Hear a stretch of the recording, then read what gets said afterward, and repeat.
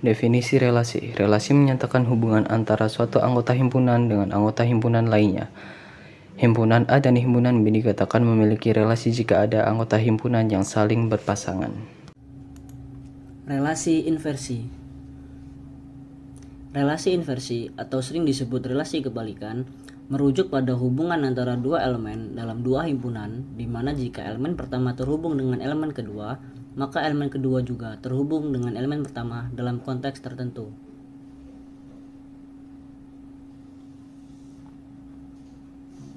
Definisi. Misalkan R adalah relasi dari himpunan A ke himpunan B, inverse dari relasi R dilambangkan dengan R-1. Adalah relasi dari B ke A yang didefinisikan oleh rumus berikut ini.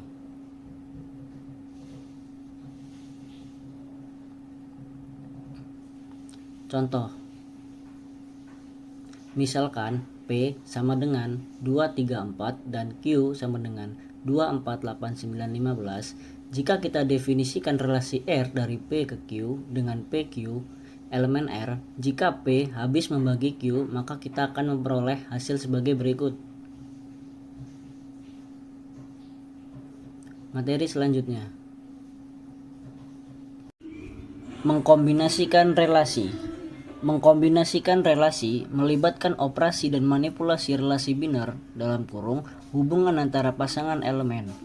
Untuk memahami dan menganalisis hubungan di antara unsur-unsur tersebut, jika R1 dan R2 masing-masing adalah relasi dari himpunan A ke himpunan B, maka P1 irisan P2, P1 union P2, P1 min P2, P1 eksklusif or P2 merupakan relasi dari A ke B.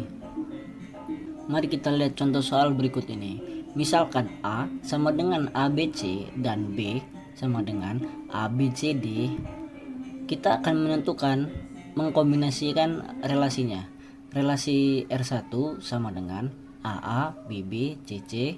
Relasi R2 AA, AB, AC, AD.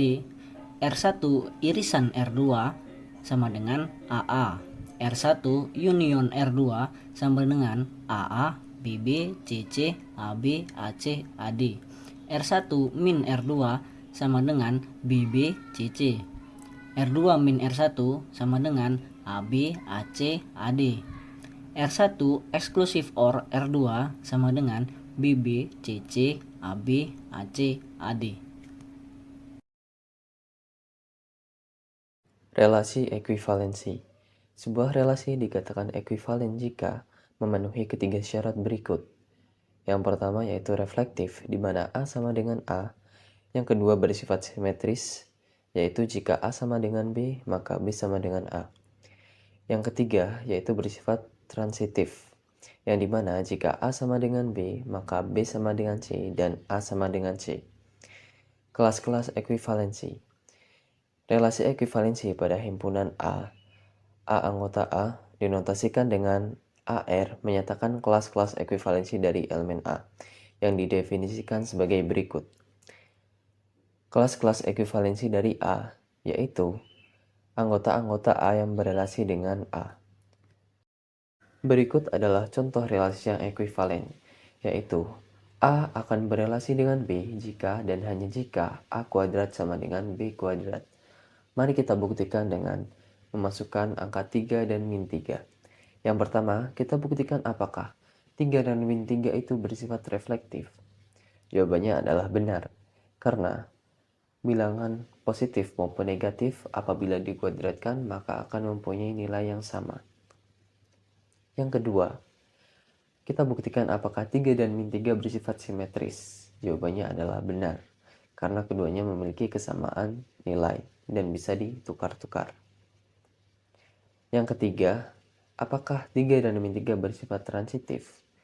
Jawabannya benar, karena jika A sama dengan B, maka B sama dengan C, maka sudah dipastikan A sama dengan C. Jadi bisa disimpulkan bahwa relasi di atas bersifat ekuivalen karena ketiga syaratnya terpenuhi. Relasi terurut parsial.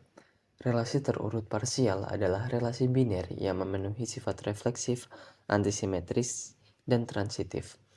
Refleksif yaitu jika A habis dibagi dengan A. Antisimetris, jika A habis membagi B, maka B belum tentu habis membagi A, kecuali A sama dengan B. Transitif yaitu apabila A habis membagi B dan B habis membagi C, maka A habis membagi C. Pasangan terurut. Pasangan terurut ganda atau biasa disebut ordered pair adalah pasangan unsur atau elemen-elemen yang disusun berdasarkan data tertentu. Hal yang perlu diperhatikan pada pasangan terurut adalah 1. Urutan kedua elemen dalam suatu pasangan terurut adalah berbeda. Misal, dalam suatu perlombaan, pasangan terurut AB menyatakan juara ketiga dan keempat dalam perlombaan tersebut. Yang kedua, kedua elemen dalam suatu pasangan terurut tidak harus berbeda. Contohnya, di sebuah kelas menyatakan pasangan terurut AB menyatakan nilai terendah dalam ujian matematika.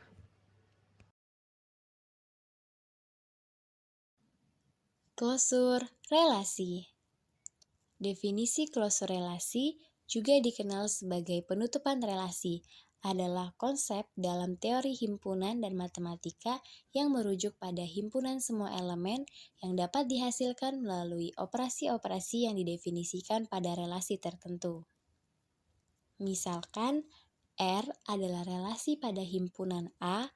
R dapat memiliki atau tidak memiliki sifat P. Jika terdapat relasi S dengan sifat P yang mengandung R, sedemikian sehingga S adalah himpunan bagian dari setiap relasi dengan sifat P yang mengandung R, maka S disebut klosur dari R. Terdapat 3 jenis klosur. Pertama, klosur refleksif. Definisi klosur refleksif adalah sebuah konsep dalam teori relasi yang berarti setiap elemen dalam himpunan tersebut memiliki hubungan dengan dirinya sendiri melalui relasi yang diberikan. Klosur refleksif pada himpunan elemen A adalah himpunan relasi terkecil yang memenuhi dua kondisi berikut ini. 1. Klosur relasi tersebut berisi pasangan terurut dalam relasi awal R. 2. Klosur relasi tersebut juga berisi semua pasangan terurut AA untuk setiap elemen A dalam himpunan A. Perhatikan contoh berikut.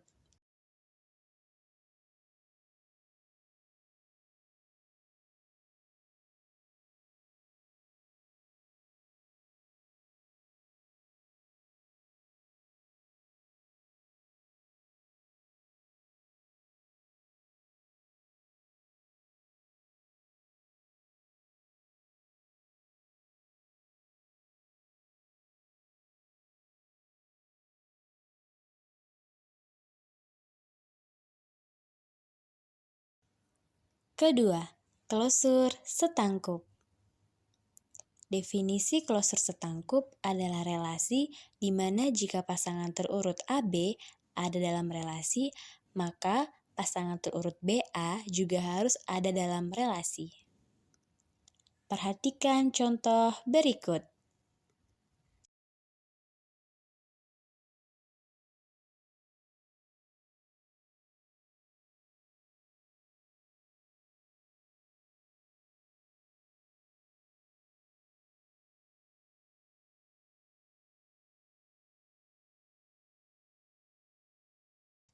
Ketiga, klosur menghantar.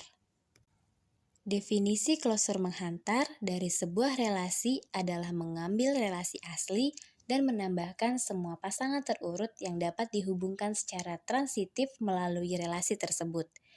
Ini dilakukan dengan cara melakukan komposisi relasi berulang hingga tidak ada pasangan terurut baru yang bisa ditambahkan ke dalam relasi tersebut. Perhatikan contoh berikut.